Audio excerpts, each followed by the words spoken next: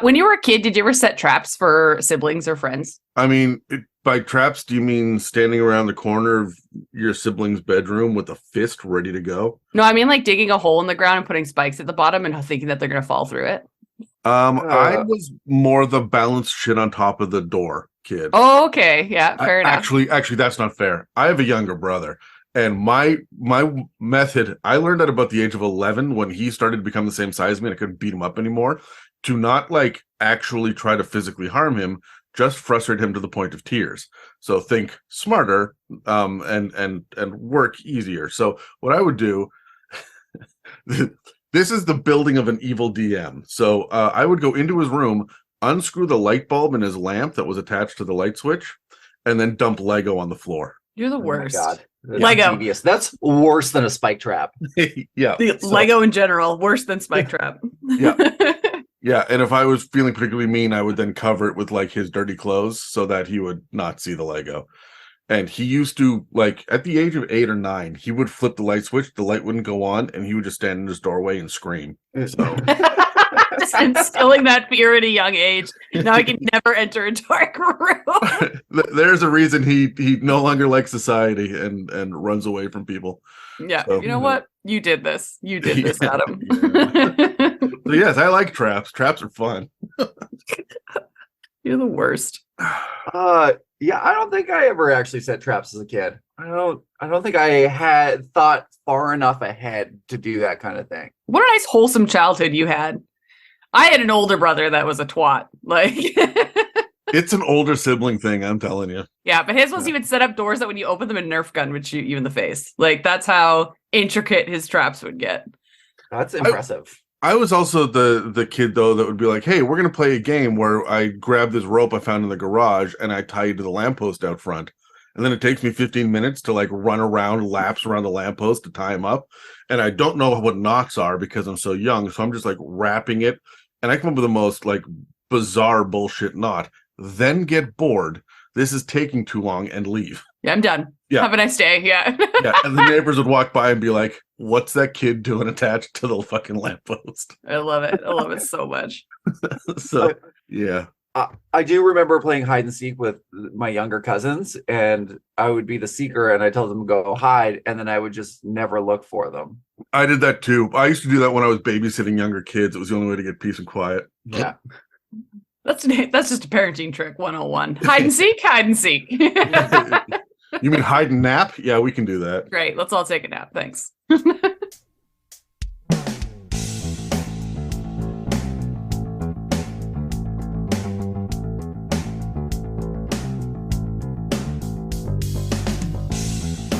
Welcome to the It's a Mimic podcast, where you never know what you're going to get.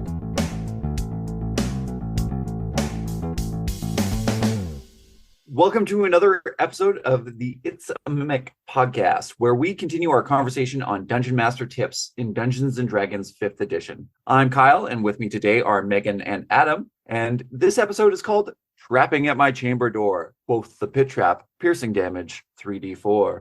Edgar Allan Poe's The Raven. I love it. In this episode of the It's a Mimic podcast, this panel of Dungeon Masters is going to be selling? No, sorry.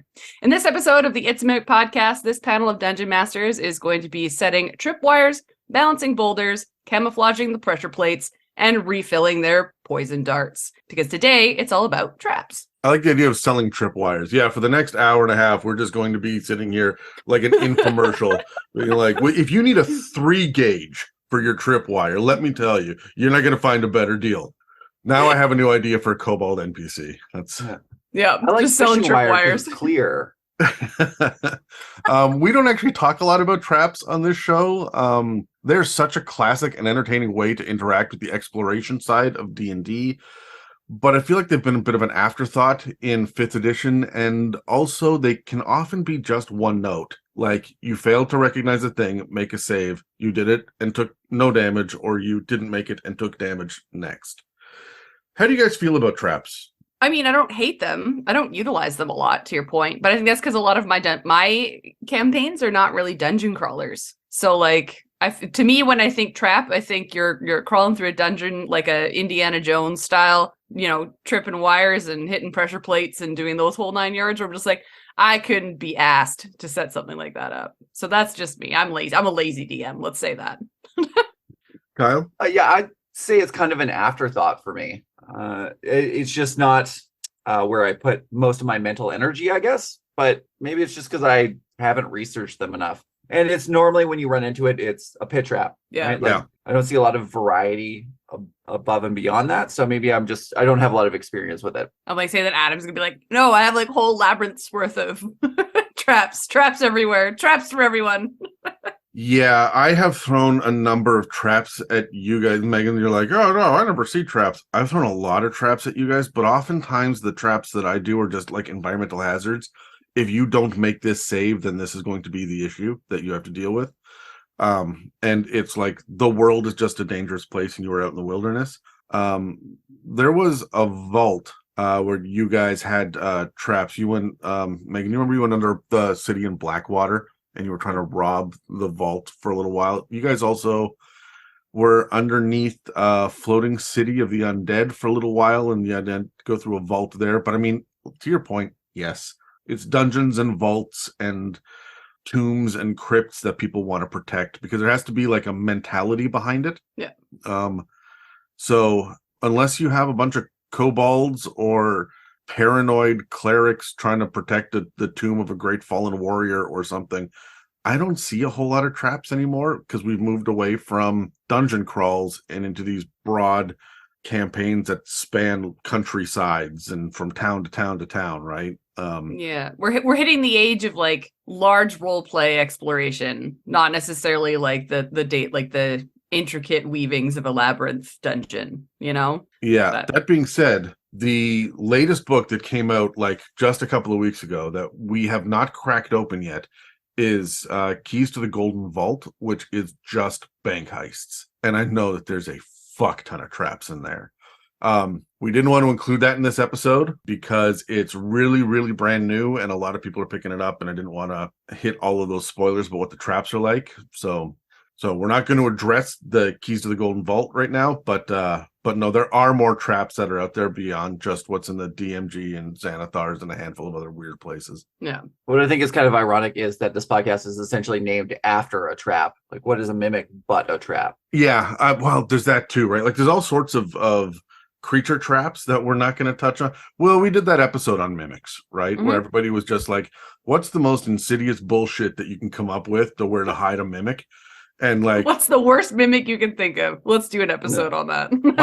my favorite one, Peps had a really nasty one about an altar, but no, my favorite thing is always make a ladder a mimic or make a boat, like a rowboat, a mimic. So like you're on it and you're fucked. What do you do? So I really enjoy traps. Pit traps I'm bored of though. Yeah, it's true. No one's going to spend time these days digging a hole. Fair enough.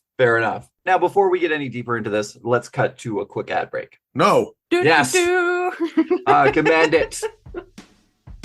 We previously covered quite a bit in our discussion on Dungeon Master tips in 5th edition. For all of those episodes and more, you can follow or subscribe at Spotify, Apple Podcasts, YouTube, and dozens of other podcast apps. And if you'd like to support us, you can donate through the website, check out our store, or join our Patreon and get access to other episodes and series. If you'd like to pay for some ad space on It's a Mimic, or just send a shout out to a friend, please reach out to us through our email and website that are listed in the show notes below. This week on the It's a Mimic podcast, it's already been a big week, and it's going to get even bigger. Yesterday, we released not only the 25th mailbag episode, oh my god, 25, but we also used the opportunity for me to sit down with one of our newest regular hosts, who some of you will recognize from Call of Cthulhu, and one of the mailbags, that's Mieka. And we got to sit down and break apart exactly how the hosts of It's a Mimic look at stat blocks and monsters and analyze what it is that we do. On top of that, we also released a 10-minute behind-the-scenes episode on the Patreon where I walked Mieka through the little bits and pieces of what it takes to put together an episode from a host's perspective. Of course, there's this episode you're listening to now, and of course there's this episode, but on Thursday, I sit down with the Sheriff, and we also open up Keys from the Golden Vault and what exactly is in this heist-centric book. And because it's a new release, that one is getting released on the public channels for everybody. And finally, of course, because it's a Legend Lore episode, we always pair that with an Undead, where the ladies are bringing us a look at wights, wraiths, and deathlocks. If you're interested in joining the Patreon, you can check the show notes below. Otherwise, be sure to follow, like, subscribe, and shoot us a message on social media, and of course, we're always looking for the next round of mailbag questions. Let's get back to the show. All right, so what is a trap? Well, besides an excellent opportunity to ensure that your players both fear and respect you, a trap consists of two parts: a hidden condition. You missed that. Megan nearly spat her fucking coffee. Yeah, that almost went all over my microphone. That would have been a great moment for everybody. Anyways. And that's the end of our respect. episode. Yeah. So yeah, there's two parts. There's a hidden condition that once met will result in an adverse effect. Conditions can range from the simple, a tripwire or a rug with a hole dug out underneath it, to the more advanced, such as using magic in a certain room or using the wrong key in a lock. Well, the consequences can range from the mundane to the magical, be it a statue that shoots a hail of magic missiles to a roof collapsing overhead. Of course, depending on the complexity of a given trap, there can be multiple triggers and or effects. What you should always remember when designing traps is that no matter how cool your trap, it should never be an inevitability. Players should always have a way to get around or disarm them. In the DMG, they explain it as the trap layer would have a way of circumventing it, so the players should have one as well, being able to spot and disarm it, or just getting around it entirely. There could be maybe some floor stones that are a slightly different color, or a good perception check will let them spot a tripwire that glints just off the floor. If it's a collapsing bridge, maybe there is a secret door on the side that lets them go around it, or with the tech magic, they will know that something's not quite right with the statue that's nearby.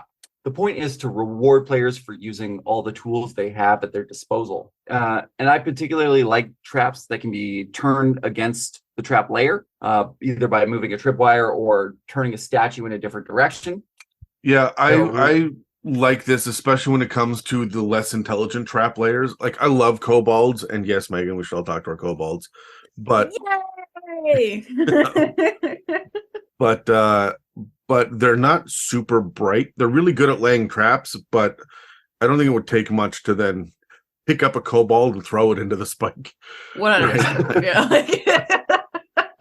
But I also like the idea of the decoy trap, the one that looks like it's obviously a trap, so you try and go around it, but the trap is actually around the decoy trap. Oh, yeah. I like Anyways, I think kobolds are stupid, but they're sneaky.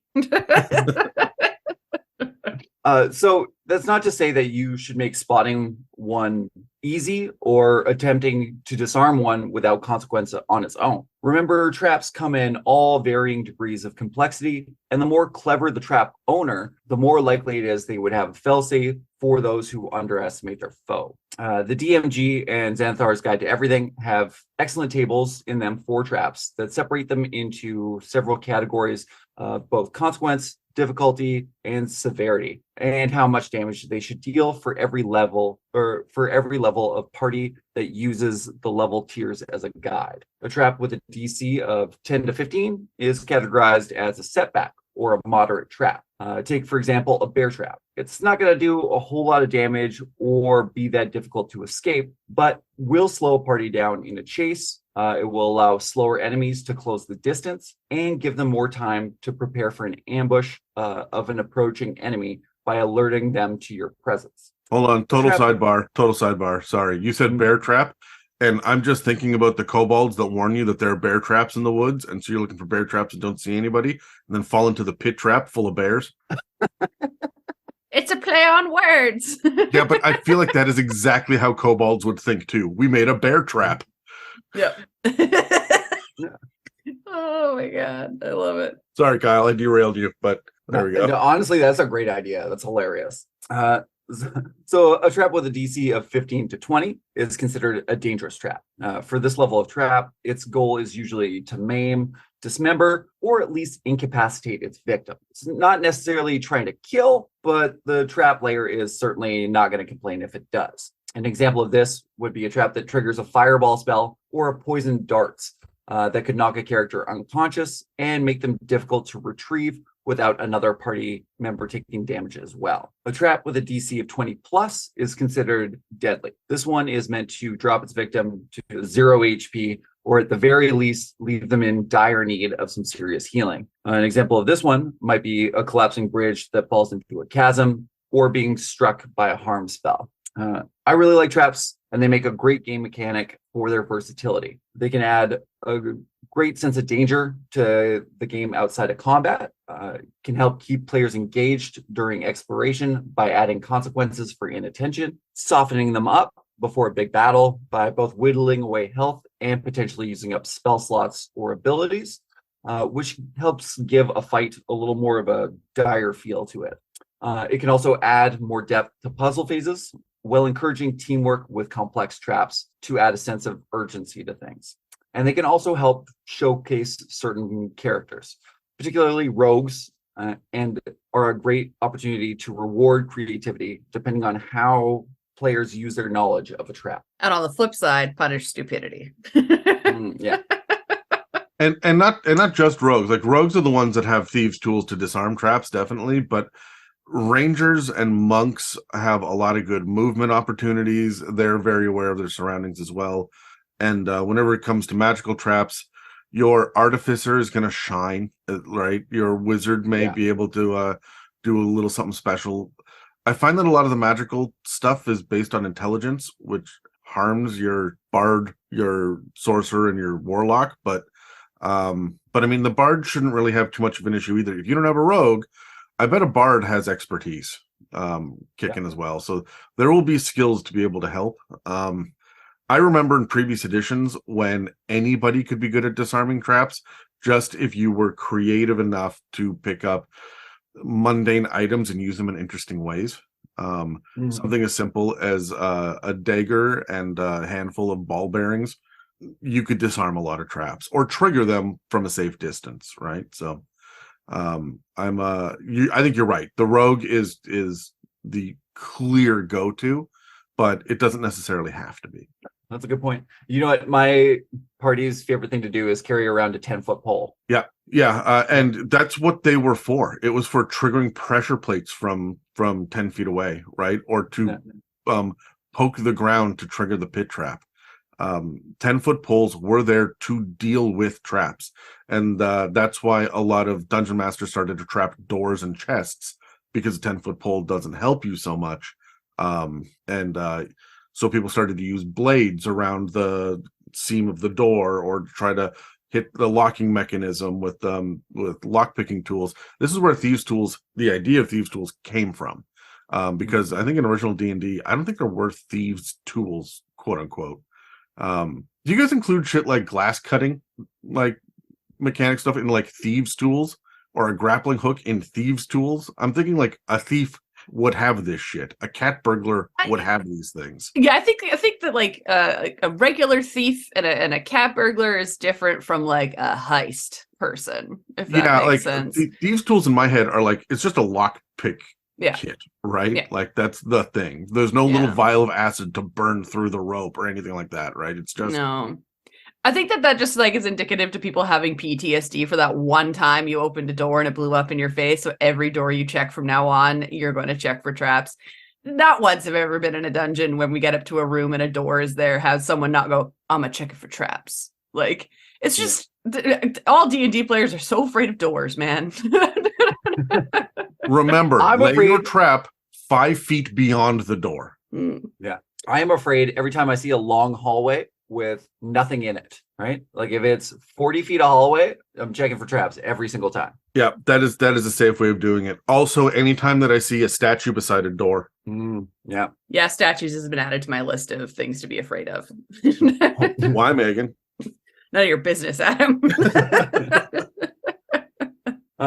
So yeah, that brings me to my next point. There's also times when through no effort or intent of the DM, players can run into the deadliest trap of them all, their own stupidity and lack of foresight. For instance, using shatter on crumbling roof, or in my own instance, jumping down a well without actually looking at what was at the bottom first. The best way to avoid most traps is to not show up for the session. Fair. Don't give them ideas, all right? We already have enough trouble with that as it is. Are we going to cover thirst traps in this episode? Megan, take it away. Well. There's that sexy goblin waiting for you at the end of the hall. That sexy cobalt. Just chopping wood in the middle of a field. Yeah. I don't know why, but I immediately pictured a kobold in like a hula skirt with a coconut bra. You know what? That says a lot about you, and I'm okay with it. I feel like that's the background of your desktop background, Kyle. I'm gonna have to make that an image. I'm gonna have to see if there's an image of that in the world now. Shut up. Anyways, when players decide to hurt themselves, or just looking at improvised damage, there is a table on page 249 of the DMG, which gives you excellent advice for scaling damage and helping you design your own traps if you're looking for something a little more unique than what we're going to present today. Now, when looking at or designing your own traps, there are a couple of important questions you should be asking yourself if you really want to create memorable ones. The first is, who is laying the trap? How smart are they? And why are they laying? If you're looking to really elevate your adventure, you want to make sure that traps fit within the theme of the dungeon and the opponents you're using. A gang of bandits or gnolls aren't going to be lacing their hideouts with poisonous clouds of fog or spheres of annihilation. They're more likely to be using stuff like pit traps, falling nets, and alarms, or those like spiked wooden logs that fall from the ceiling and impale people.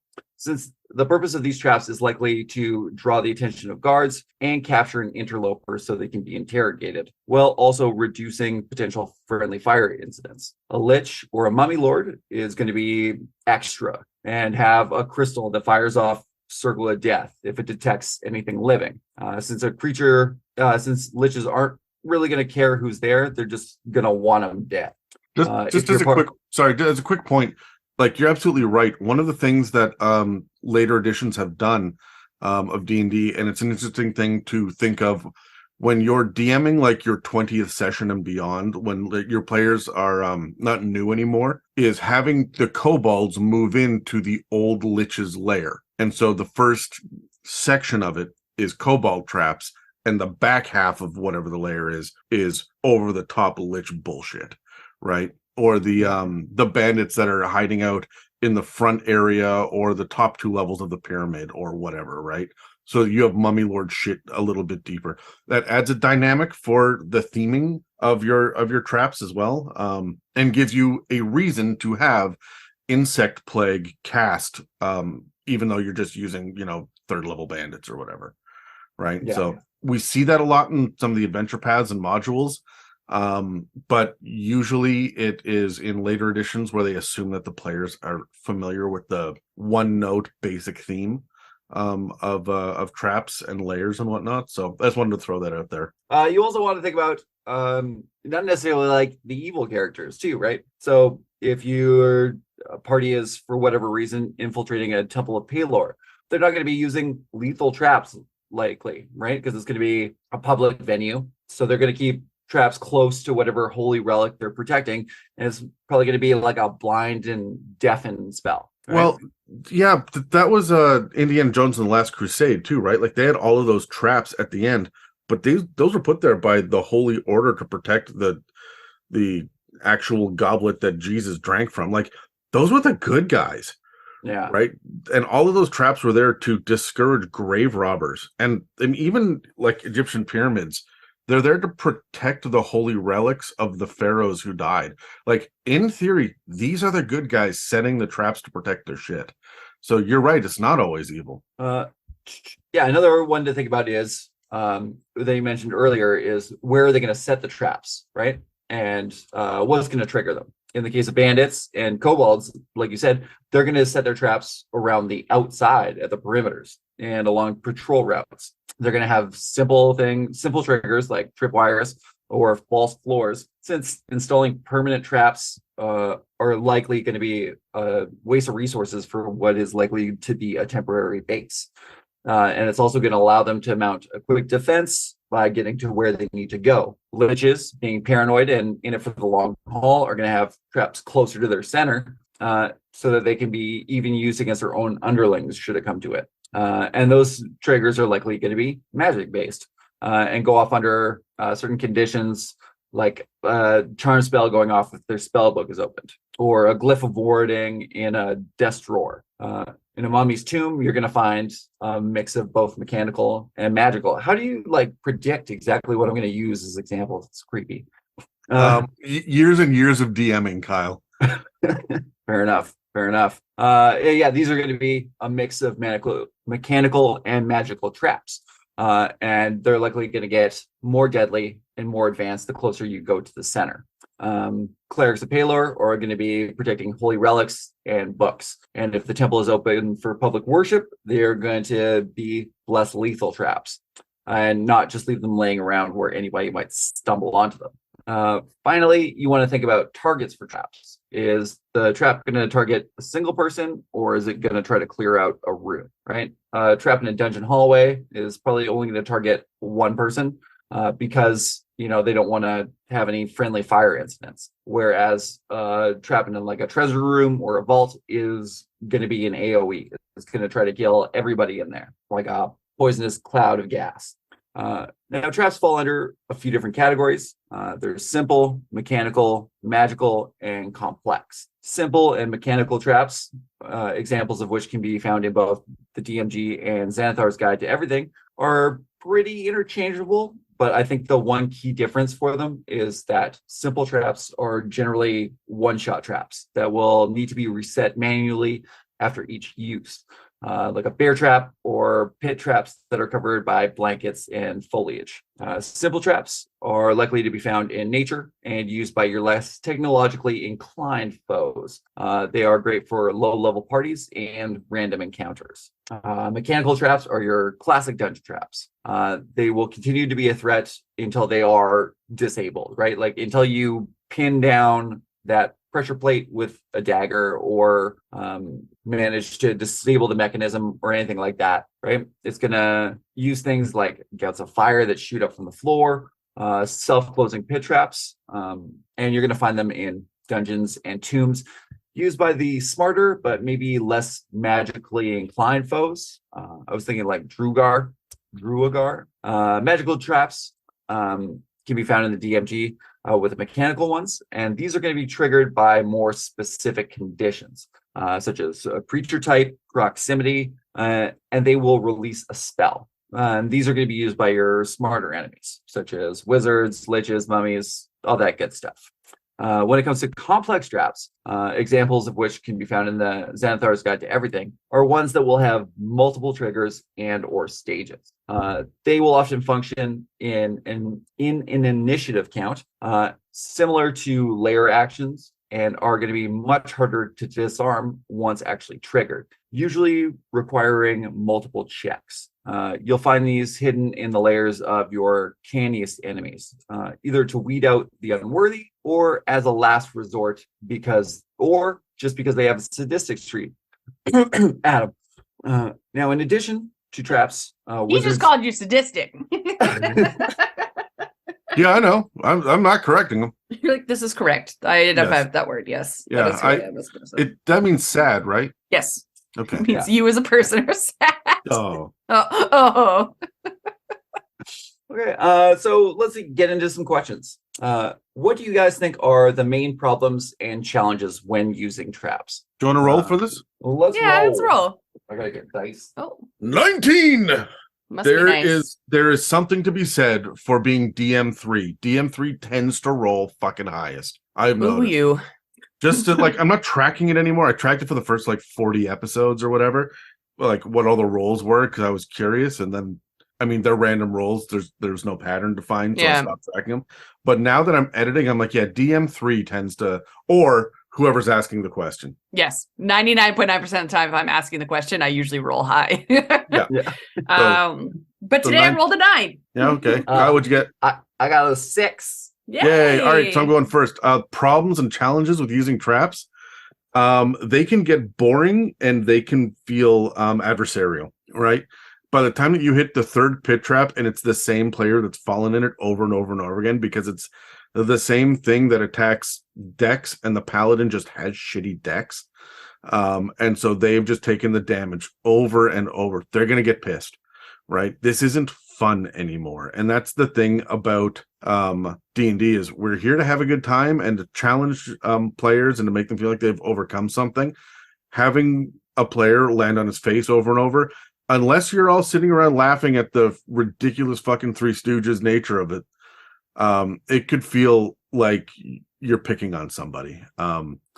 I know from a lot of the traps that I've laid in the past, in the previous campaign, Megan, you know, Dan's character was the one that triggered almost every fucking trap. Every single one. Opportunity, right? Yeah. But his character was an inquisitive gnome rogue. Yeah. That is what he was there for. He was 80 feet in front of the party going, "What's this?" and blowing himself up. That was a regular thing. And he enjoyed the shit out of that. But later in the campaign, we had another rogue join. Charlie came and he's like, "I didn't put anything into traps. I didn't do it because I'm a mastermind. All of my stuff is social." So when Dan's character was splitting the party, because of course he's a gnome inquisitive rogue, and then Charlie had to disarm traps, he was feeling almost like I was preying upon him because he was unable to do this. He's like, "I don't have enough hit points to get through these fucking tier 4 traps that you keep throwing at us. It's too much." So know your party dynamic and make sure that you are making the traps varied enough and interesting enough so that they are not necessarily just hitting for damage, the same character or character type over and over again, right? Yeah. I also think like and on the opposite flip side of that, I feel like one of my biggest struggles with traps sometimes is that a door can just be a door, you know? And so I find that if you have done it too much as a DM at one point, again, you're going to give your players PTSD that anytime you come up to a door, a window, a hallway, all these things, you are going to have to go through the motions of, I check for traps, I do this. And if the roll isn't good enough, everyone's going to go into that room with way too much caution. So I feel like as a DM, sometimes finding that balance and just saying, someone do a fucking intelligence roll. It's a door. Like, you know what I mean? Yeah. Let's move on from this. Right. So yeah, it's one of those things where they can either get bored or like overwhelmed where it's happening too much. But then on the flip side, you're kind of screwing yourself over for the next time you're in a dungeon and going through those motions again. Right. And it might not be a trap this time. So, but give that kind of grace that if you don't want to spend 40 minutes talking about a door in a hallway, give them the grace. Someone roll me an intelligence roll. Like, I look at it this way. The city is full of town guards on patrol, and they're not all looking for your guys. Just because you're passing town guards doesn't necessarily mean that there's going to be an encounter there. You're out in the wilderness that's full of animals. Not every animal is going to attack you. Yeah. You're going to be in a dungeon full of doors. Not every door is a trap, right? And if you make it a low percentage with higher impact, that is going to be more memorable and more interesting than having every door do 1d6 damage. Yeah, spread it out. Get creative with it. So again, I would rather have one door blow up to do 90 damage and wipe out one player and have everybody else scramble for healing potions, right? Than have that fucking war of attrition. Yeah, right? Absolutely. Yeah. I think you guys covered it pretty well. It's about striking a balance, right? You don't want to slow down the game by making it all about traps, right?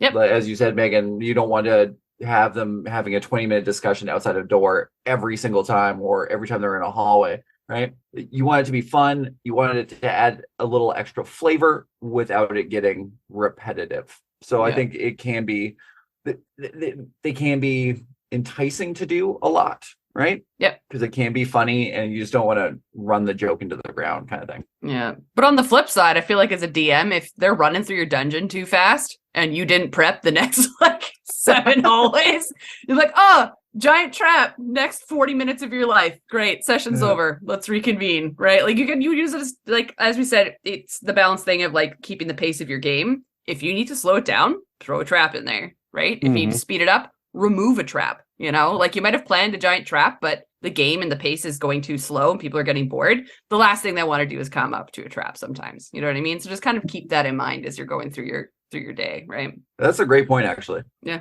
Do you guys have any advice for other dungeon masters about traps? So we have this general mentality in 5th edition that you should have 6 to 8 encounters per adventuring day. I think this is largely bullshit because an encounter is just anything that uses up resources, which means that a social encounter that doesn't use resources, that's just a conversation, technically doesn't count, but can eat up a third of your fucking session, right? And it can also be grueling as well. On top of that, 8 combats chained together in a row is a particularly nasty day, depending on the level and the issue that you're dealing with when it comes to the nature of your combatants and your enemies. Traps, however, are a great encounter that people don't really consider as being an encounter. It's more than just taking damage and having to use a healing potion. A lot of the times, I like to use traps that are actually easy to find but are difficult to disarm or will cost you something to get past it. Like, yes, you can get across the pit trap, but you're going to have to use your rope, and that means that you no longer have your rope by the end of it, right? I often say, okay, you've climbed down the ledge, how are you getting your rope back? So that way the last person has to make the climb at disadvantage or jump or fly or hover, or they just give up the rope, right? So there are different ways to think about traps, and I like to think of them as the encounter that eats up resources. That way as well, when you do long dungeon delves or you're out in the wilderness for a long time, this is actually going to have a cumulative effect day after day after day, where you are going to run out of rope. Or maybe the trap is simply that there are a bunch of ravenous beasts of some sort that might come and attack you, and you just have to give up rations to appease them. Those are rations you don't have anymore, right? So this is how I think of traps. Is I like to attack the character sheet and attack the spell slots and resources. If you don't want to waste your rope, then you have to use Featherfall. That's great. You just wasted a spell slot. Mm-hmm. Right? Well, not wasted, but you've used it up, and you will not have that in battle later. So that's my advice for DMs: is don't think of traps as the end point.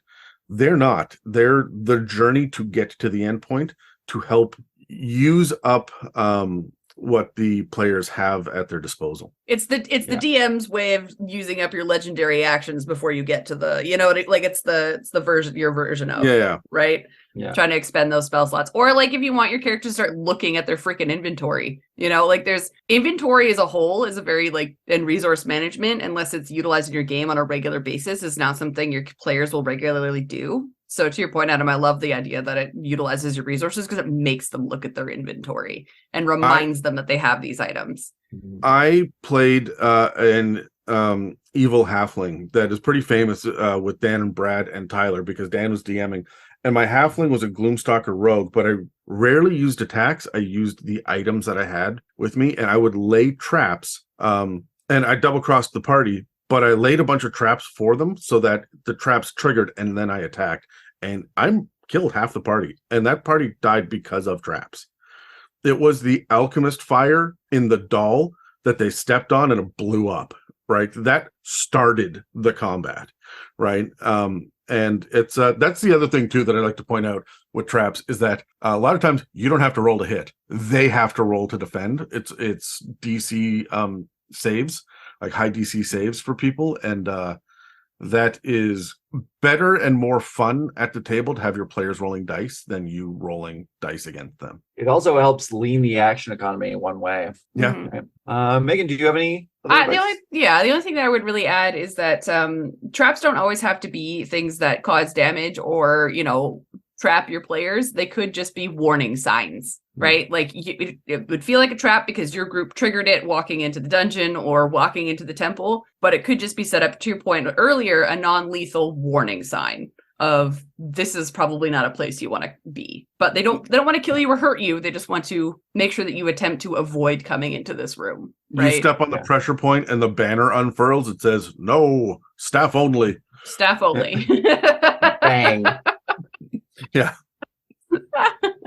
Yeah, that's the only thing I would add, is it doesn't always have to hurt you or be malicious in any way. It could just be like, you legitimately don't want to go here. So Hey, if it's staff only, does that mean only wizards can enter? only if you carry a staff, though. Yeah. Like, not all wizards carry staffs, Adam.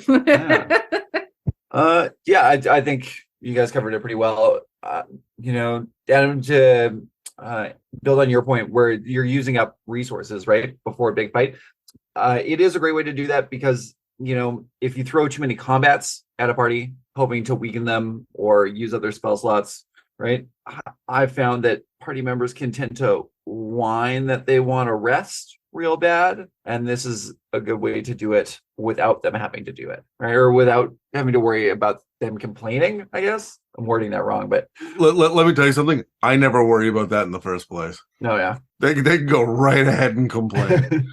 I want to hear your cries and I want to see your tears. I think you got to be judicious in their use, right? If you are going to have a heavily trap laden dungeon, I think it's good to give the players a little primer first, right? Like let them stumble across one that has been triggered already, right? If you have that plague of locusts, they'll find half-eaten corpses laying along a hallway, or find a bunch of skeletons that have been stabbed through by spears jutting out of the wall, right? You can also help slow down a party like that as well. The books do mention that they're best used modestly, which they can be, but I think there is something to be said about an adventure that really does help that pushes your characters to think before acting, right? So using your inventory, as you said, Megan, and also if they're thinking a little bit more and you want a chance for your characters to bond, right? It gives a good chance to open up discussions between players, between combats and stuff like that. Especially if disarming the trap is a multi-person process, right? Yeah, it's good to have a little teamwork in there, right? Yeah.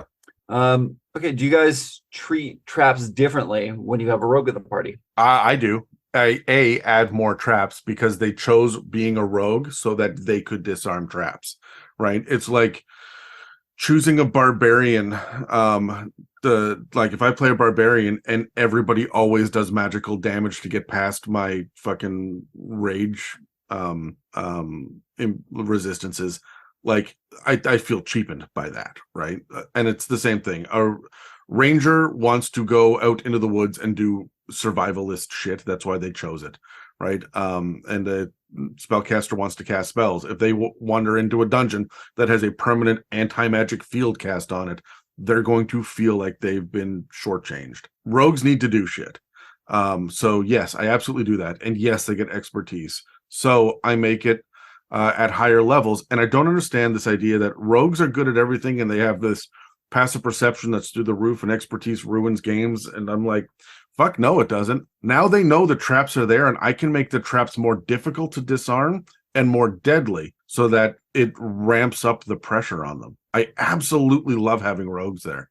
Also, it lets me do things like add traps during combat. Another complaint about rogues is that they only can do one thing during combat, that is sneak attack. And then what? And they get one of them. And if they fail, they're fucked up and that's it. But if they're on one side of the bridge over the spanning cavern and there's a handful of spiders crawling down the wall at the party that are fighting them off, and the bridge starts collapsing, and they know they have 8 rounds or so to be able to disarm this trap to stop the bridge from collapsing, the rogue is not fighting, the rogue is disarming. And if they've got to do 4 or 5 successful checks, each taking an action, that's a dynamic encounter for them to be stressed about. Everyone protect the rogue. That's interesting and new and different. So I love having rogues. I love having traps for rogues to play with because it opens it way up. Yeah, I was gonna say, like, I treat it differently when I have rogues because I know I can utilize traps as per their nature. Whereas if I did not have a rogue in my party and I wanted to use traps, you might use other things to help disarm it. Like, you're not going to say detect trap or detect this or whatever,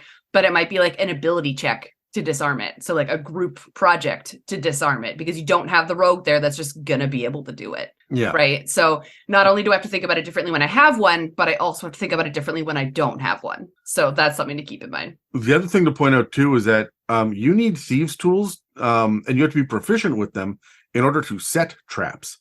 More rogues need to be out there saying, I disarmed the trap, the door mechanism, whatever that does the thing. Can I take it with me to set it later? I mean, you can't do that for every pit trap, right? Or collapsing ceiling, but there are definitely bear traps and shit that you'd be able to be like, yeah, man, I could take this now, right? I can set this up later. Yeah, 100%.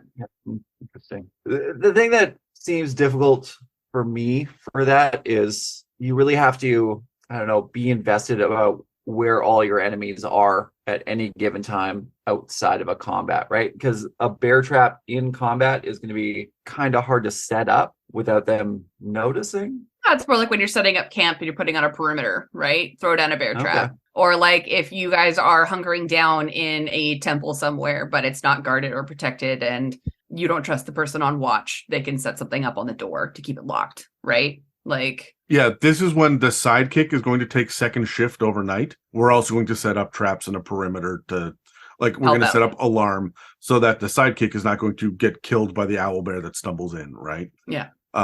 We still have someone on watch technically, but we've got this extra level of security. The other thing too is that my players, and at every table I've ever been at, they love to come up with intricate plans of bullshit. Like, okay, you go first and you're going to lure the guard and you're going to run around here and he's going to chase you down the hallway. This is where the rogue shines with setting traps, right?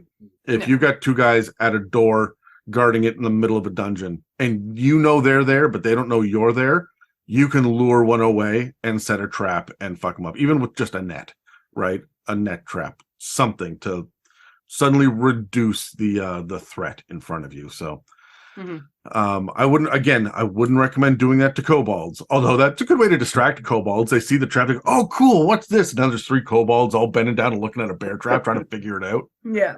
Oh, shiny. Okay. What's the most interesting category of trap or hazard in 5th edition? I mean, the most interesting ones are complex traps because there's so many different aspects to it. And they tend to be the big boss battle of traps.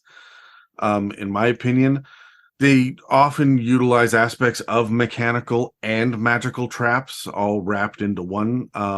They only have, I think, 2 listed in the DMG.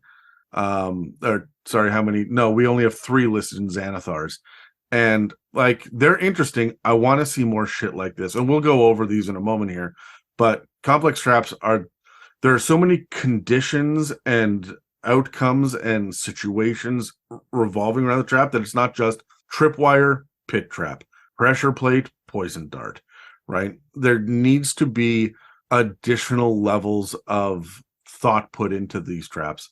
There needs to be stages of it as well. Traps should have initiative counts. Some traps, not all some traps. do. Some do actually. Yeah. Right. Yeah. And that's where it's interesting to me. Yeah.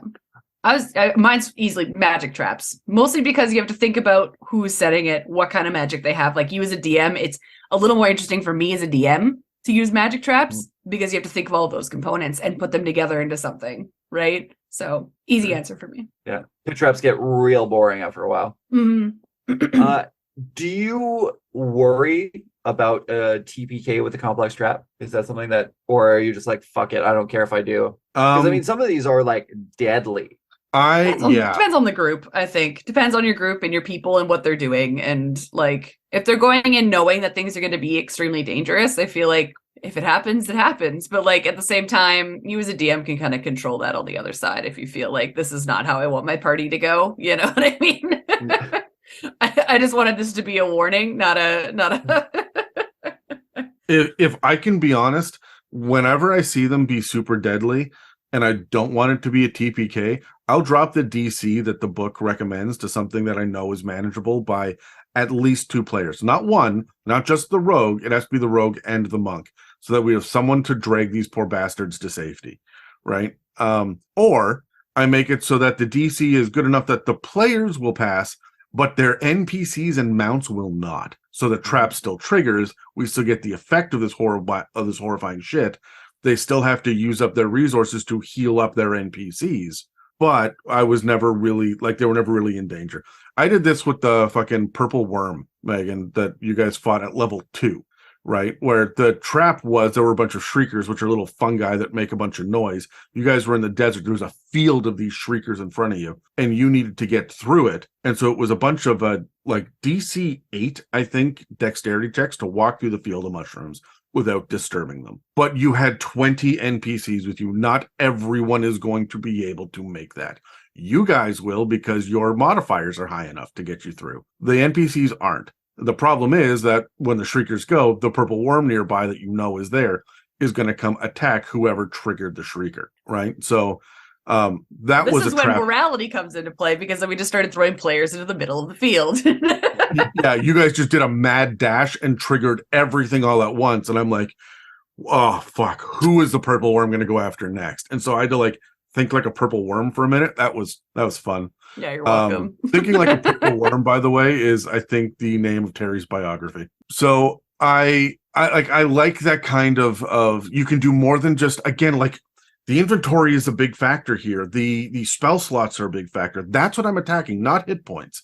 I'm attacking NPCs. I'm attacking the character sheet. I'm not attacking in order to kill, although most traps are set up to be that way with regular normal convention, right? Interesting. I think that's a great way to do it. What is the best trap you guys have ever seen in a game? Okay, so here's my favorite trap, and I think I've described this in the past on the podcast. There was a lever on the wall down a hallway, and I knew that Dan was going to get in front of everybody else because he was the inquisitive gnome rogue. So he went down this hallway and he went and he pulled the lever, because there were a number of levers that had to be pulled in here in order to unlock the next stage and whatnot. So he walks down the short hallway. He sees to the left and to the right there are short hallways, so it's like a T-junction. Over to the right, there was this lever at the very end of the wall. So he walked over and he pulled the lever. The lever did two things. One, it dropped a portcullis way back at the T-junction so nobody else could get to him. And two, it opened the floor, a 10-foot by 10-foot section beneath his feet. So he fell. He fell 10 feet onto the spikes. And the spikes particularly nasty, so he took fall damage and he took piercing damage. But he was relatively okay at this point until he saw the other lever there. Then he pulled that lever and it opened up the ceiling above the pit trap, and that dropped the gelatinous cube into the pit on top of him. Jesus. Yeah. At that point, because I love using monsters in my traps, at that point he was engulfed in the cube and running around trying to get away from it, but it was a like 20-foot long hallway and he couldn't get past the portcullis to get back out again. And the rest of the players couldn't see him. They knew what was happening because they're at the table, but the characters couldn't see around the corner. So he was on his own trying to get out of the gelatinous cube, out of the pit trap, and then down the hallway. And when he got out, he saw that there was also a lever in the ceiling that the gelatinous cube had been on, and that was a lever that he needed to pull. So he managed to get up into the ceiling, pull the lever. The gelatinous cube is underneath him, trying to get him if he falls. He did have to jump down, fight the gelatinous cube again by himself. And that lever opened up the lever at the far end of the hallway down the other side. He was so fucking tired of levers at this point. And he was running around like Scooby-Doo shit with this gelatinous cube consistently hunting him. And I told him, he's like, what happens if it kills me? I'm like, then you fucking dissolve and it comes through the bars of the portcullis at everybody else. And he's like, fuck. All right. So we were playing the movement game of, can he move quickly enough? This 10-foot wide hallway, the gelatinous cube is taking up the whole width. Can he move quickly enough to stay in front of it, away from it, because it moves very slowly? And if he does get engulfed, can he survive it? Now, he was level 13 at this point, so this just ate away at his hit points slowly, round after round. And he was never in total danger because I got rid of the second gelatinous cube I wanted to drop on him. I decided it was too much. But no, I really like that. I like using creatures as part of my traps. And that was fun. That was my favorite thing to do, was to fuck up Dan with a gelatinous cube pit trap. Fair enough. Yeah. Anytime you can bully Dan, right? Every time. Every time. Yeah.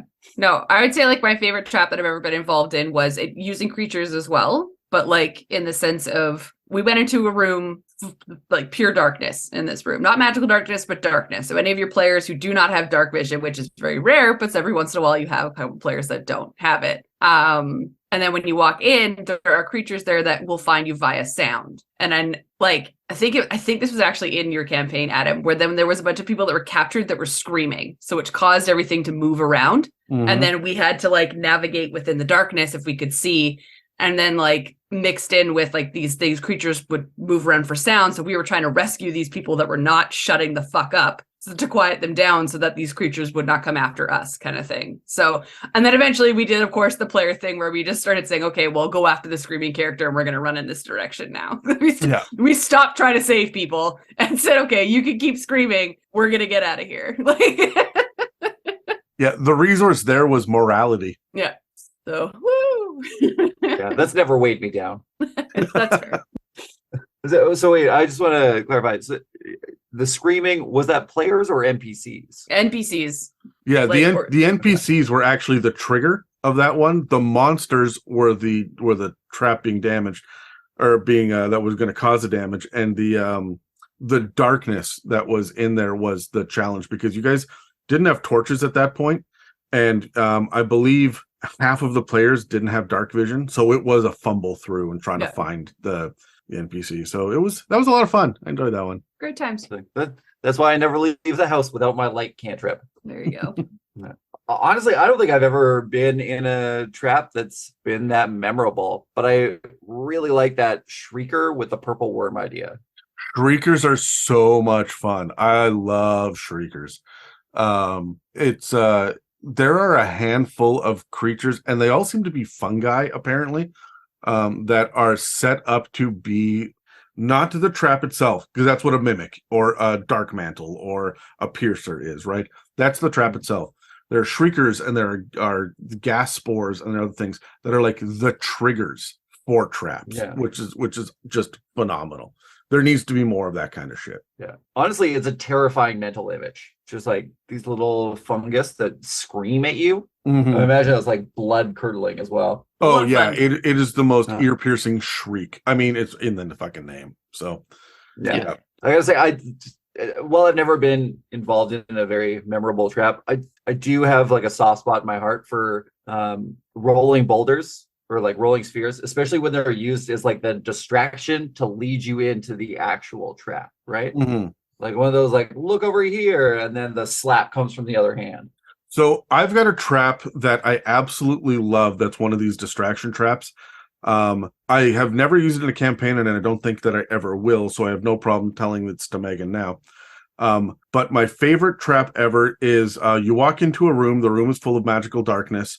You go in, and when the last player goes in, when there's no one else left in the hallway outside, the door closes. It slams shut, and the lights come on. And the only thing in the room is a big red button. When you press the button, a voice comes, and it starts to count down from 30. If you press the button, it resets the clock. There's nothing else in this room, and the door is unlocked. It is just a countdown timer. Yeah, that's pretty good. The resources wastes is time for the patrol to come find you.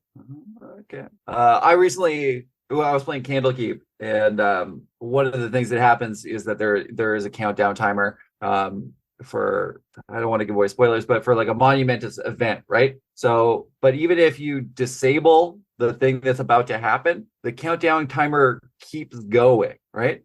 So, and then you only notice like the effect stops once the countdown timer hits 0. So I got to watch my party just like scramble and panic because there was a lever and the words on it didn't make sense for what the effect was. So they don't know what pulling the lever into one of these things does. So they like pulled the lever, and I was like, you don't see anything happening. And then I watched them just scramble around the rest of the dungeon. Like, oh shit, we gotta like decode what's going on with this stuff. That's something, now that you've pointed that out, that's going to piss me off about every fucking movie moving forward, is that how come whenever they disarm the bomb, it stops the clock? In theory, the electrical to the clock should have nothing to do with the arming mechanism. I never thought about that. Just a visual representation of it stopping. Come on. Oh, sure. The same way that every single computer has a like hack successful pop-up that hits. 100%. Right? Like that. Look, it has been pointed out to me in the past that computer software in movies do not exist the way it does in real life, because it is always like, it says in giant letters, bomb countdown on your fucking laptop that you plugged into the bomb. Like, why? Why would it ever fucking say that? Yeah. I don't know. I mean, I was watching a video the other day and it showed a character texting, but it was in an Excel spreadsheet. And I was like, really? You couldn't even open a text app? Love it.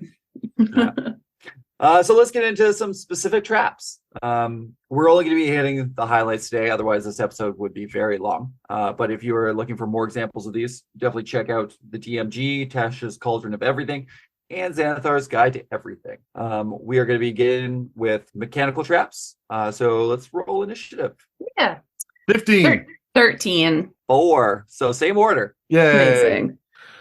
The first one that I had for a mechanical trap was collapsing roof. You said the thing about mechanical traps is that they tend to just reset themselves. This one doesn't.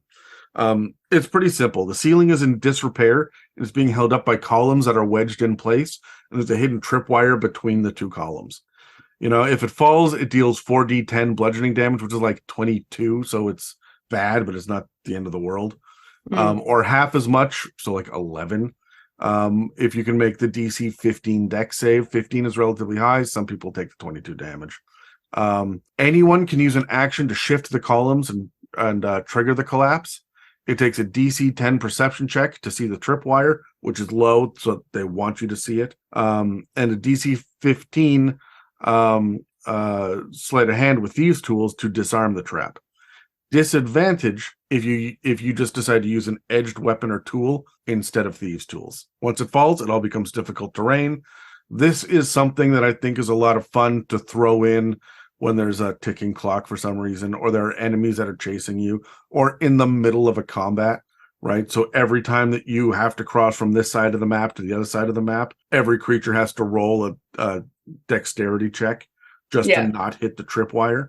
Because in the middle of combat, the ceiling can cave in, right? Like how the floor caved in the middle of the battle in the first Ninja Turtles movie from 1990. Struggles. Yeah. Yeah. So that was a bit of a deep cut, but this is the most straightforward fucking trap that's out there. And I don't think that this one was this wasn't the original intent of the room. And it was this is something kobolds could put together pretty intricately. I don't think that goblins could raise up a ceiling and wedge in columns, right? You're going to need some sort of gnomes or someone with magic to be able to reverse gravity to get it up there, to get the columns in or something. Like there has to be some level of mechanical genius behind this that your average goblins are not going to have, but your kobolds will. Yeah. A little more ingenuity. Yeah. See, I don't see it as they built this collapsing roof. It's more that they find the dungeon in a dilapidated building, or somewhere that's structurally unsound. So it's already like partially collapsed, and they're just pulling out the column to get the last of it to do it. Yeah, it's the fact that there's a tripwire that's put into these wedged in columns. The wording is pretty specific that the columns have been wedged in. They're not just there to hold the roof up, which makes me think that this is a mechanical trap instead of a simple one. A simple one would just be if you bump the column, the roof comes down. Right? I think these actually got mislabeled, and this is actually a simple trap. It actually is not. Oh, okay. Yep. Yeah, so I guess it would make sense that it is built. Yeah, because the idea of the mechanical trap is that there's some kind of ingenuity behind setting it up, right? Yeah. And that's why I say kobolds or gnomes or magic involved, right? Yeah. To get it going. So like, for instance, mine is for mechanical traps to talk about is poison darts, which seems like it would be a simple trap, but it requires some kind of ingenuity and mechanical know-how to be able to set it up, right? So it is your classic pressure plate trigger. And of course, darts shoot out of walls, holes, whatever you want to say, and they're poisonous. It takes an intelligence or investigation DC of 15 to be able to spot the holes in the walls or wherever the darts are going to be coming from. And it could be obscured by cobwebs or just general dustiness, depending on what kind of area you're wandering through. The plate activates when more than 20 pounds of pressure is put down on it. So that's a good thing to remember as a DM, that small familiars or little animals that are running around might not actually trigger the plate. It might actually take a little bit more than just what they've got going on. And then it releases 4 darts. It would be a ranged attack of at +8 to hit against a random target within 10 feet. So not necessarily utilized within a large room. This could be your scary hallway that you're afraid of. The damage is only 1d4, but it is a DC 15 con save or take an extra 2d10 poison damage. And of course, some possible tricks to negate this trap would be to stabilize the pressure plate or even clogging up the holes if you luckily enough see them ahead of time, kind of thing. So again, it seems like a simple trap because it's the first trap you come across in any Indiana Jones movie. But at the end of the day, it takes a lot of prowess and know-how to be able to set something like this up in the middle of a cave, dungeon, hallway, what have you, right? Especially because of the weight limit on the pressure plate, right? Like that's engineered. Yeah. Yeah. So that the wind can't press it down, right? You know what I mean? Like it's not going to accidentally pop off. I love the idea too of, this is where you turn it into a more complicated trap is depending on the weight of the creature. For every 50 pounds, the pressure plate drops a little bit more and shoots an extra dart. So your halfling gets hit by 1, right? But your Loxodon gets hit by 6. Just like your giant characters are your walls. So they just all Yeah. Just trank darts. Yeah, done. The other cool thing about this, and we covered all sorts of poisons couple of dozen episodes ago, we went over a bunch of different kinds of poison. There could be different kinds of effects from getting hit by these darts too, which could just be you fall prone, or it doesn't have to be damage, right? It could be a level of exhaustion. It could be there's some necrosis that enters your veins, and for the next 2d10 minutes, your movement is cut in half, right? Like it could be any sort of thing that you want as a DM. I really like poison darts because poisons kind of open it up a little bit. Yeah. That's actually a good idea. Yeah, you could do it with all the different kinds of things. Yeah, knocking somebody out or, make them confused so they start attacking their own party as well. The other thing too is that if you use a hail of darts that are nigh unavoidable, like you would need evasion to get away from them, then you can turn this from a deck save into a con save. Yeah. Right. Like if it fills the hallway. Yeah, right. And this is going to because a lot of traps are just deck save. Like I like it when you can mix it up so that people will get to use other parts of their character sheet. Yeah. And your rogue might get hit, Yeah. All right. So I've got pit traps. So pretty simple. There is a hole in the ground that's covered by a mechanism like a swinging door that when you step on it, opens up, drops the person inside. You can jazz it up with a bunch of different things at the bottom, spike traps, a locking pit so that it closes behind you, fill it full of lava, acid, dealer's choice. Great. Get excited. Hold on, I'm writing this down. Hold on. Yeah, I knew it. Or a gelatinous cube. Yep. So pretty easy to spot with a DC of 10 as well. With a successful DC 15 wisdom check, they can notice how it works. DC 15 intelligence investigation check is necessary to confirm that the trap section of the floor actually covers a pit rather than something else. Usually it just drops down 10 feet, something like that. You can, there's a bunch of different ways to disarm it. You can jam a knife into the mechanism, disable with thieves tools, how it does open, leaving it constantly open, stuff like that. One of my favorite pit traps that I ever saw was that the floor underneath was clear and it was only 10 feet down, so you'd take 1d6 damage. But there was jagged glass hanging out, like sticking out of all of the walls. So if you tried to grab the ledge or hold on or climb out, you would get cut to shreds. Oh, so like even if you pass a deck save, you lose in the end? Yeah, so like and I would say, hey, you see immediately that there's glass shards sticking out. I probably have these jagged glass all the way through the hallway or whatever to kind of telegraphed that this is coming. But then the idea that, hey, the pit trap opens up beneath you. You make a dex save, and your passive perception can see there's jagged glass sticking out from the walls. Are you going to try to grab onto the ledge, or are you going to just accept the fall? And if they just accept the fall and take the 1d6, everyone else can figure out how to get them the fuck out of that pit afterwards, right? Mm-hmm. And it's glass. You can just smash the glass if you want. But it's going to take time. It's going to make noise. All I can think of is the pitfall in Saw, where the pit full of needles. Yeah. Oh, Yeah. that still gives me nightmares. Yeah. Oh. I was really disappointed that those needles didn't go in, like, I'm tired of movies always attacking the same place on the shoulder or the same part of the abdomen. And like when you get stabbed in the face, it's always like in the cheek. It never glances off a cheekbone, or like I want those syringes to like pierce right underneath the earlobe, like the really uncomfortable, gross places to actually get hurt. Gross, Adam. Thanks for that. Right up the nostril. Ew, stop it. Okay, we're done. Okay.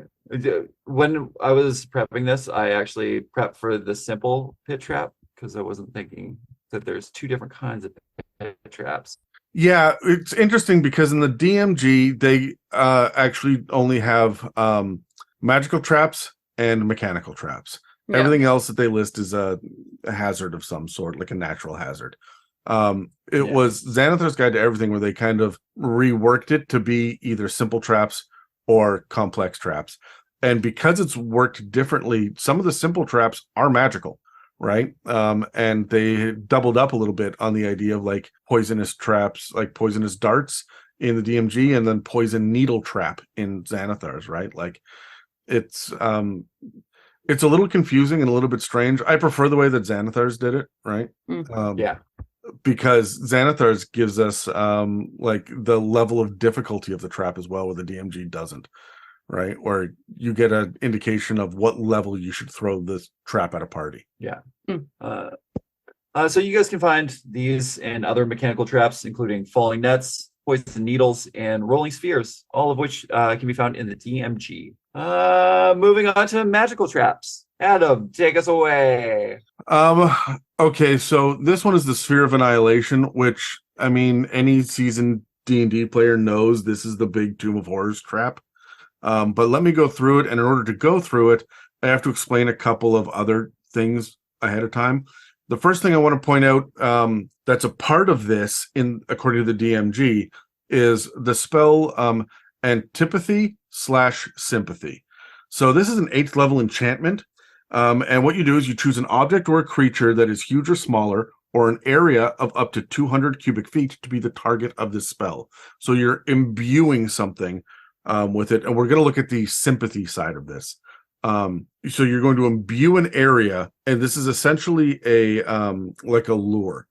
So you specify then a creature type as well, like goblins or mimics or gnomes or manticores or whatever. And so this is the subject of the spell. So subjects of the spell will feel an intense urge to get within reach of the object or inside the area. If they're able to see it or are within 60 feet of it, they have to make a wisdom saving throw or use their movement on each turn to get inside the area or within reach of the object or creature. The subject can't willingly move away from the target of the spell. If you can end your turn out of the 60 feet, or you can no longer see it, then you can make another wisdom save to realize that you've been enchanted, and then you can try to move away. If you take damage from the target of the spell, then that can also force the subject of the spell to make another wisdom save. Once you make the save, you're immune, but only for a minute. The general idea here behind sympathy is the fact that you are luring creatures of a certain type towards something that is dangerous. So the thing that's so insidious about sympathy or antipathy, sympathy, of course, lures people in. Antipathy, of course, pushes people away from whatever it is, right? And whereas normally you can repeat this save, you don't actually get to repeat the save if you are within a certain radius until you take damage from this. So it can draw you right in and keep you there. Yeah, so the second thing to understand is the Sphere of Annihilation, which is a wondrous item. It's a 2-foot black sphere that is technically a hole in the multiverse. It hovers in space, it's unmoving, unless someone uses an action to make a DC 25 Arcana check to move it. DC 25. That's an intelligence check of DC 25. You would need a 20 intelligence. Your barbarian will never do this. If you do make that check, then the sphere can go up to 5 times your intelligence modifier in feet, but it has to move a minimum of 5 feet. If you fail the check, though, it moves 10 feet towards you. If it enters your space, it's a DC 13 Dex check to get out of the way, and if you want to wrestle it out of someone else's control, it's an opposing Arcana check. All that is pretty straightforward, but you don't want to get touched by this thing because it does 4d10 force damage to anyone or anything that touches it, and it obliterates them if they are reduced to 0 hit points, or it's an object, it'll just get destroyed. The only exception is artifacts that are listed in the DMG. Apparently there are a couple of artifacts that specifically say that the Sphere of Annihilation will harm them. So it'll pretty much destroy fucking everything. If you send it to a planar portal or an extra dimensional space, there is a random table for this as well. You have a 50% chance of the sphere being destroyed, a 35% chance that it moves into that space or through the portal, and a 15% chance that every object and creature within 180 feet, including the sphere, get yeeted into a random plane. So, now that we know what sympathy does, and we know what the Sphere of Annihilation is, we combine them for the fucking trap. You put a Sphere of Annihilation inside the open mouth of a large statue. You make it so it can't be moved or controlled, because that's part of how the trap works. And you put a permanent version of sympathy on it. So your players, when they get close enough to it, they will all get drawn towards this open mouth. Now, not every version of the Sphere of Annihilation has sympathy cast on it, but some do. You can cast Dispel Magic on it. It's a DC 18, but that only lets you remove the sympathy spell, not to destroy the Sphere of Annihilation. Nothing can destroy the sphere. So this is how you draw your tier 3 party into possibly death. I wouldn't throw this at anything less than a tier 3 party. It's your TPK. Yeah, this will straight up kill players, especially with the sympathy on top of it. I think the one in the 5th Ed Tomb of Horrors and Tomb of Annihilation has one of these as well, I think. I don't think either of them have the sympathy on top of it, but the DMG recommends it. That's for fair. when you really hate your party.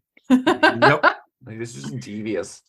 Yeah. Also, that Sphere of Annihilation as an object, it makes me think of those like classic mage battles, you know, where they're like firing lightning at each other and you're watching it go back and forth. Yeah. Until one of them loses. Yeah. I love So, that. yeah, so that's it. I think that's a particularly gnarly trap. I will never use that on my players, except Dan. Except Dan. Yeah. Mine's not as like particularly as interesting, so I feel like this is not as fun of a segue, but it's pretty cool. We're gonna talk about fire breathing statues for a hot sec. So basically, these are activated once again by a pressure plate, which releases a flame from a nearby statue. So again, your party might fear statues for the rest of their life. The DC save is 15 to spot the pressure plate, and some clues And like some clues that you can kind of like lay out if you wanted to for one of these is like, of course, scorch marks on the ground or different colored tiles, like that kind of piece. So like it would be easy to discover that fire was present here, if that makes sense. But absolutely detect magic would work because this is kind of like a magical spell, and kind of reveal the magical aura around the said statue. The trap activates, of course, after 20 pounds of weight is on the pressure point and then releases a 30-foot cone of fire. Players in its path make a DC 13 dex save or take 4d10 damage, halved on a save. And of course, ways to negate this trap would be to deal with the pressure plate, as we've discussed before, or simply dispelling the fire spell on the statue.